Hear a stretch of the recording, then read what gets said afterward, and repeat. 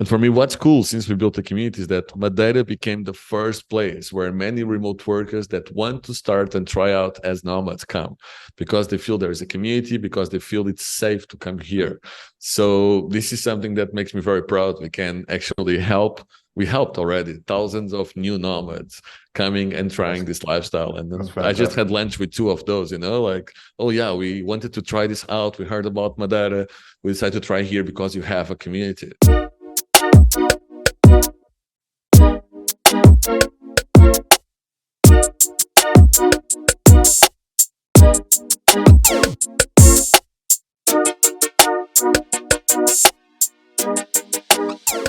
Um, Today, I have Goncalo Hall, who's the CEO of NomadX, and we're going to talk about digital nomad and remote workforce as part of my digital nomads research for Future Point and our two podcasts, which is Adventures and the Talented Life podcast, which are properties of Future Point.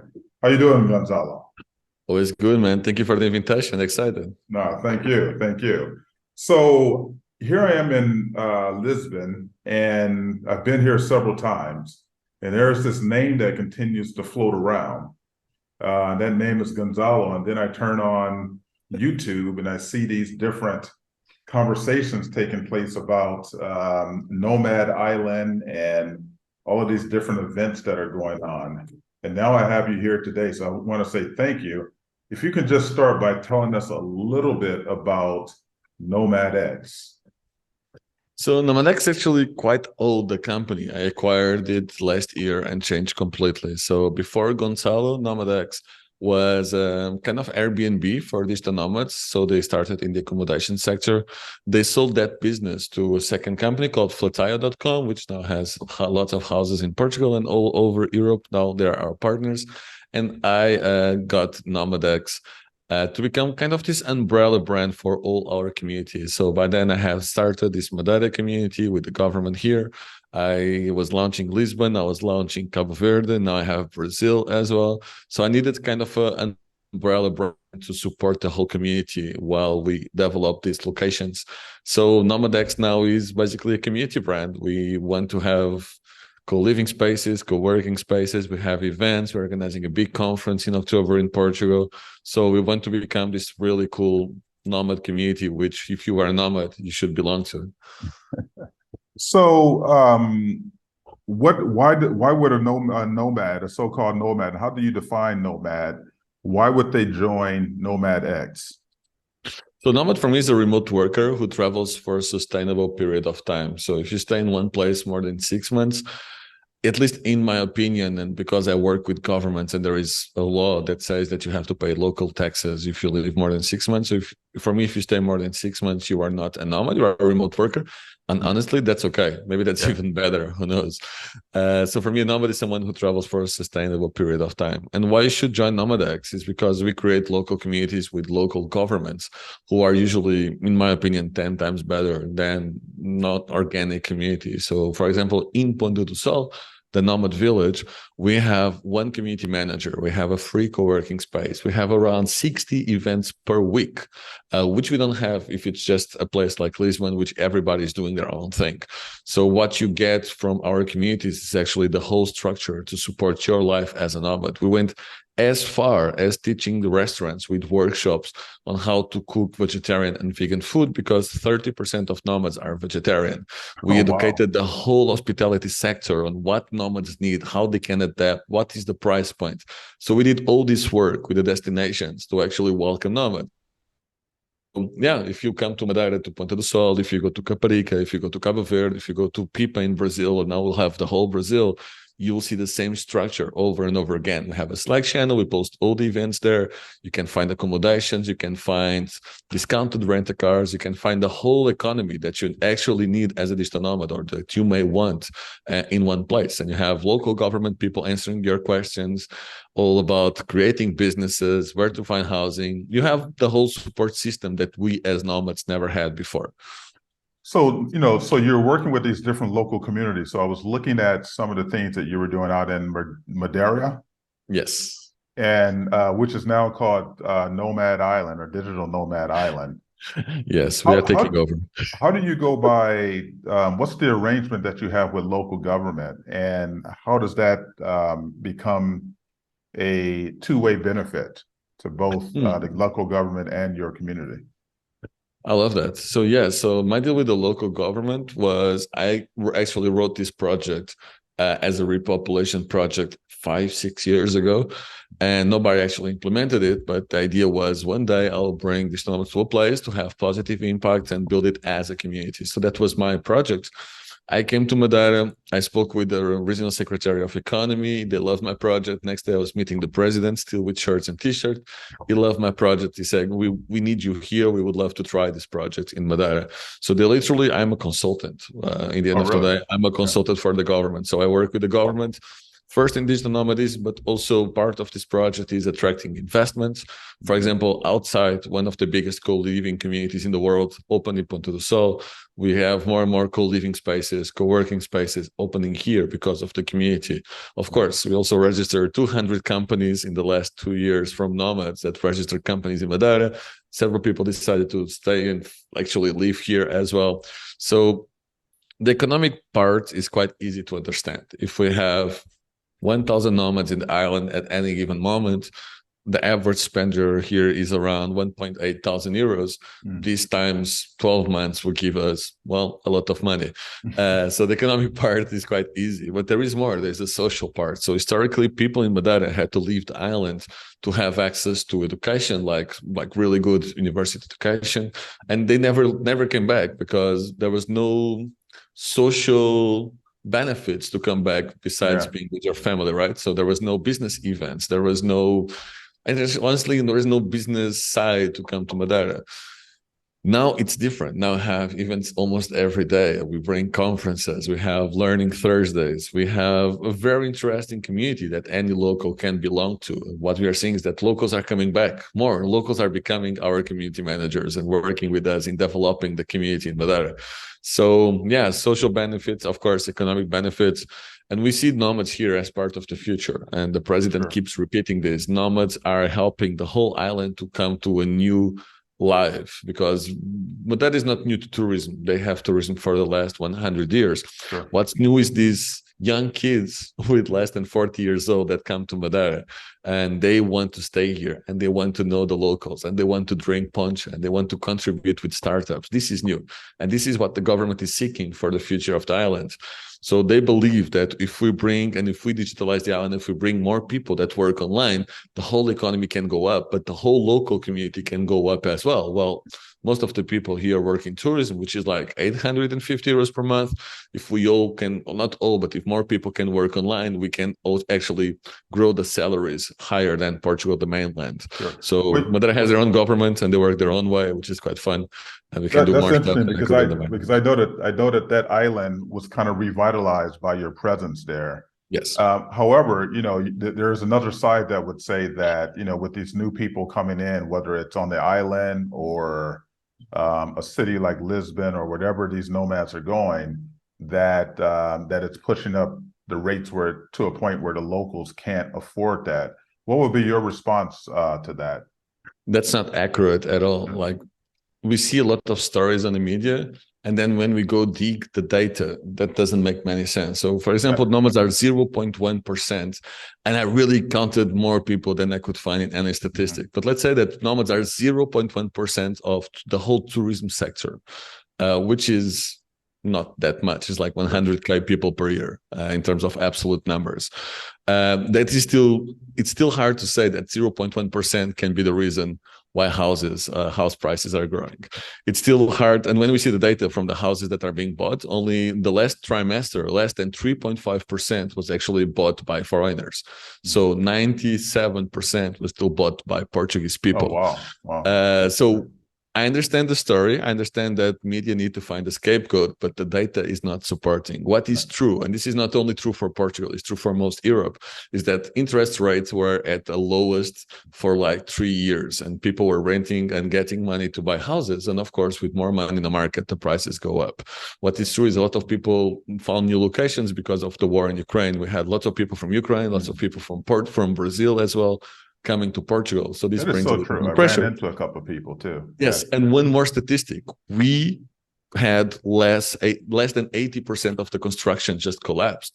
So we are not having new buildings to support all this. So imagine we have, I think it's like 30,000 houses going to tourism accommodation, which is kind of okay because that was the rate we were building before. But building stops because it gets very hard to build, and the buildings that people are building right now, it's less buildings, more high end, which doesn't support the locals that much. Sure. We have one of the countries with the least housing, controlled cost housing in the world. It's less than 3%, when different countries are like 20, 30% is more or less the rule. So this for Portugal is kind of the perfect storm. Sure. So yes, foreigners are coming to Portugal, and at the same time, Portugal was always a country that exported talent to other countries for ages. You know, like you can find Portuguese everywhere. Yeah, that's a big challenge, and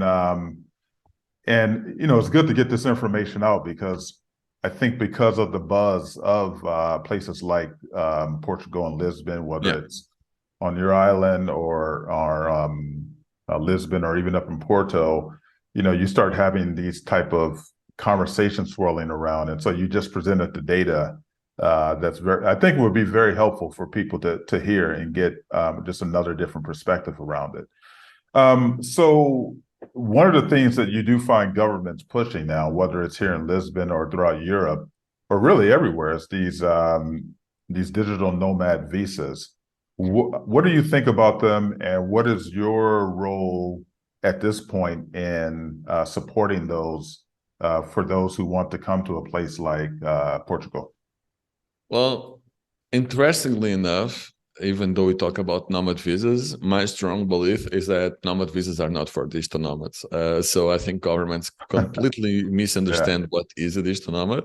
I think nomad visas can be useful for countries who want to attract certain kind of population, remote workers around the world. Definitely not nomads. The average stay of a nomad in Madeira is 2 months. So basically, a normal tourist visa fits perfectly. But let's say that instead of calling it nomad visa, we can call it remote work visa, like we did in Cape Verde, which is much smarter. Then we are attracting remote workers with a high salary to come to live in Portugal. So the positive side is that we need more people in Portugal. We are losing population. Our birth rate is really, really low right now. It's crazy. I'm doing my part. I'm having a baby in 3 weeks, 2 weeks now. So I'm doing my work. Congrats. Birth rate, thank you, man. The birth rate is very, very low. So yes, we need to attract population, and by attracting richer people, actually, this is the only reason I believe that the economy of Portugal is a little bit more resilient than it was in 2000 when everything broke apart.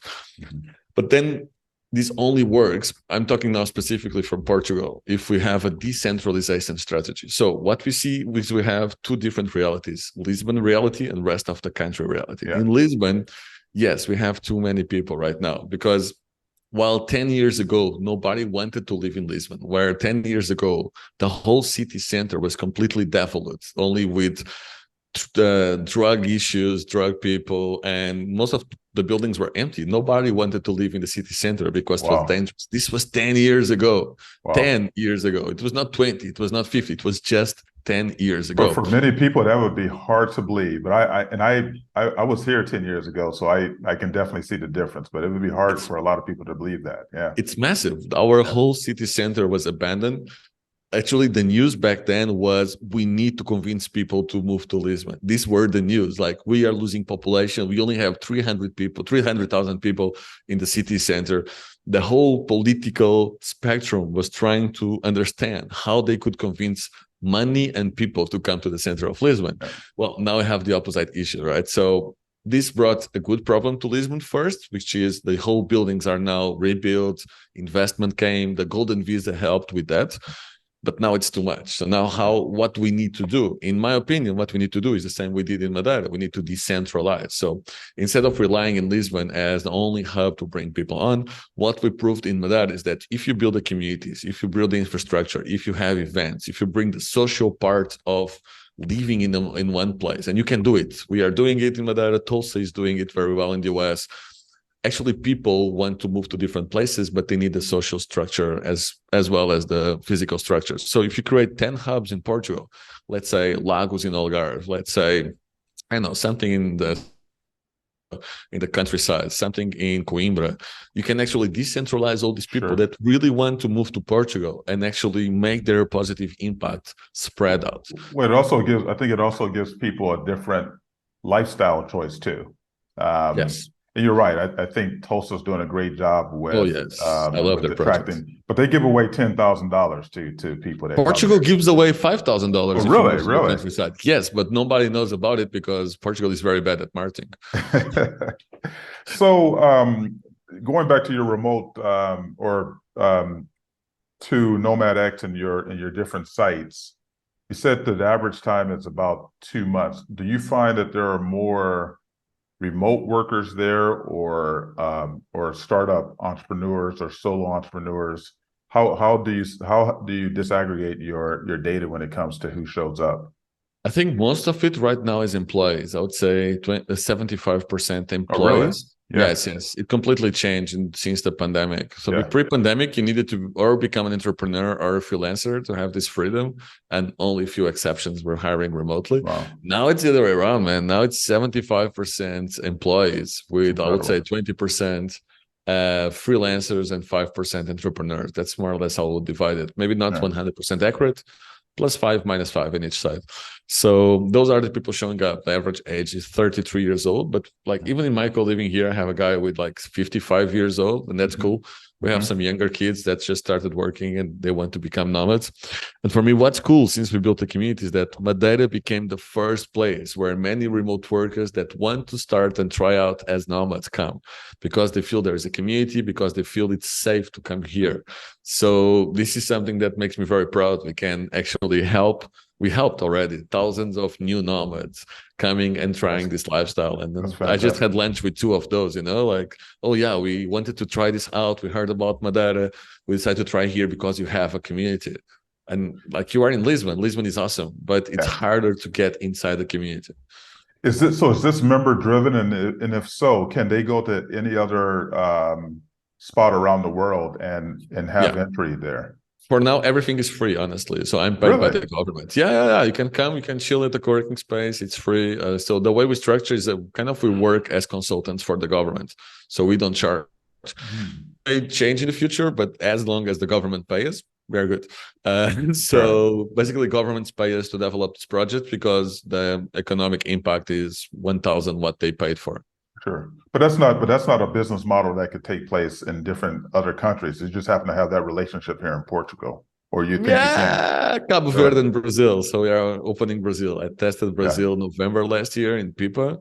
And I just had a meeting last week with Brazilian government, and they already announced they want to partner with NomadX to develop the whole Brazil, to develop 7 cities all around Brazil. So governments are interested and governments have money to invest. Yeah. They just need to understand the value. Once we show them the numbers of Madeira, that with 35K, we bring 30 million to the islands, those are the numbers they're Yeah. looking for. So And you're then it's showing the easy to multiplying invest. effect Yes. of your presence there. Now, I want to Yes. talk a little bit about your, with Future Point, we focus, we're a learning company. We innovate around learning, we design around learning. And you talked about your Learning Thursdays, and then I read on your website something about re-education.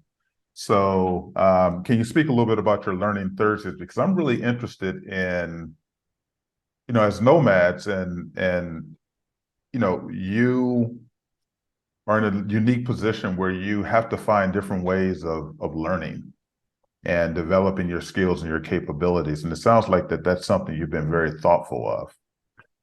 I think it's even more than that, man. I think we need to give back, and knowledge exchange is one of the Yeah, best ways to give back to the local community. So if we have an expert in AI, we'll put him in front of our crowd, which is just not that many people, like 20 people usually around the workshops. sure. And they will teach what they know in a simple way. Now we are discussing at the lunch, a guy will speak next week about how to start as a project manager and scrum master. And this is cool, like someone that has this profession.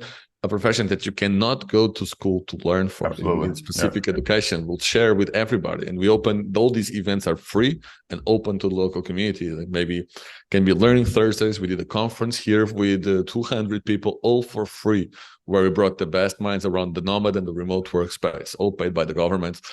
People like Chase from Doist, head of remote from Doist, Mitko from That Remote Life podcast, Lauren that is building an online country with Plumie and Safety Wing, like completely insane. Wow. They all came to Madeira. You had access to all these people for free. So this is part of the package when we sell this project to the governments. Part of it is both bring events, share knowledge, and as much as possible, bringing this knowledge, bringing the locals so they can share the knowledge. Surprisingly, depending on the places, we see that locals are not yet that interested. So startup people are interested. Locals are still a little bit skeptic about the whole thing. So we still need to push more. But I think we move too fast. I'm an entrepreneur. So I think the locals need more time to adjust and understand what's going on and this kind of new culture that is happening in Madeira and in other places. But yeah, man, knowledge exchange is the key, of the keys I see for positive impact where we build any project. So when you do Learning Thursdays, is that part of this idea around re-education? When you say re-education, it sounds like a philosophy that you have there. So how would you kind of speak to re-education as a different way of creating learning experiences? Man, I think 2023, everything is moving so fast that if you don't learn how to learn, if you don't keep re-educating yourself, you may lose your job in 1 year and you didn't even notice what happened. So we are so lucky that inside the Nomad community, we are very early in all the trends. I remember we were discussing Bitcoin 6 years ago when I started in Bali. We were discussing AI for the last 3 years. Now it's mainstream, right? So this was happening already inside our community way before. You can see the trends. Even veganism, you could see that veganism and vegetarianism is mainstream. Like 30% of nomads are vegans and vegetarians. So you can see it. So what this does is that when you are inside this community, you have some of the best people in the world sharing this very early in the loop. So you can adapt. So we knew about that some AI will come, and then ChatGPT came. We tested lots of tools before ChatGPT, but then ChatGPT came to the mainstream.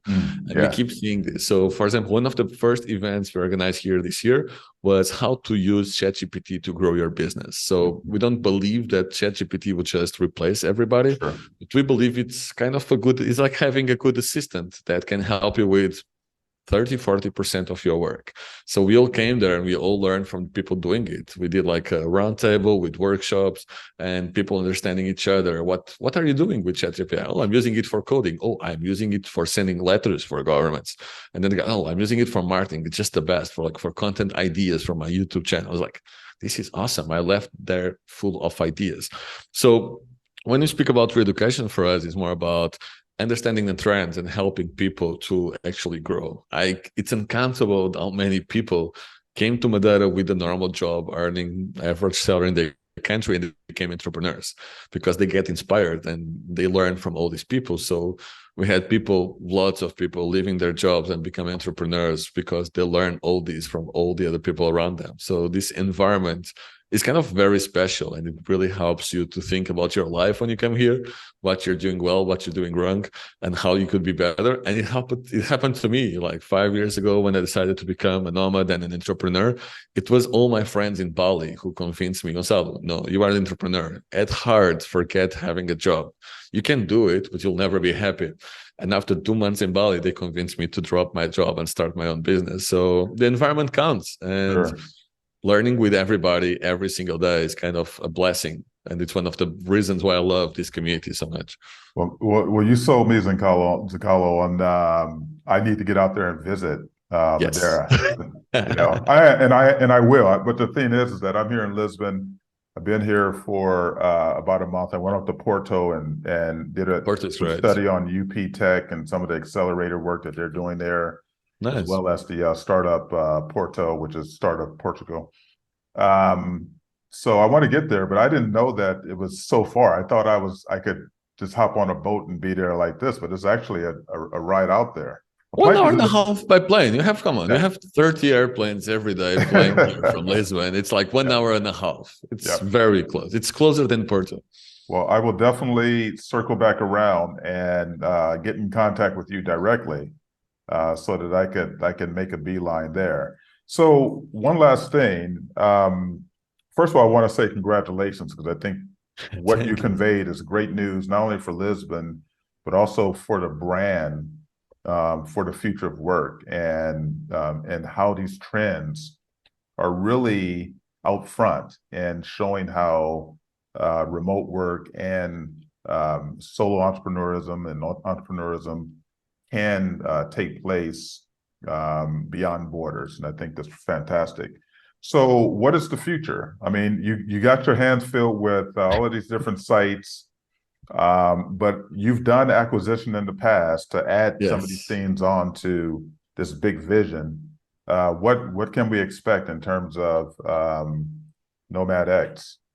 So I think we still have a lot of work to do. First in Portugal, like the governments need to do the work as well. We need to convince more governments to do the work. Madeira is in 100%. I have full confidence to do whatever I want, which I'm having a lot of fun with and doing new projects, bringing investments. I love this, honestly.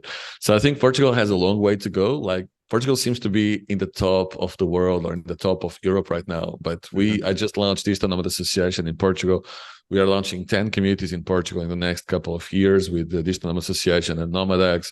So definitely Portugal is my first focus to actually fix the problem that we see with the centralization in Lisbon. Yep. And then we do the same in Brazil. So I started with Pipa, small village in the northeast, and we want to go to the whole country. And that country has 300 million people. So that's a lot of people. That's the size of Europe. So yeah, that's enough for me to have fun for the next 5 or 10 years. Yeah.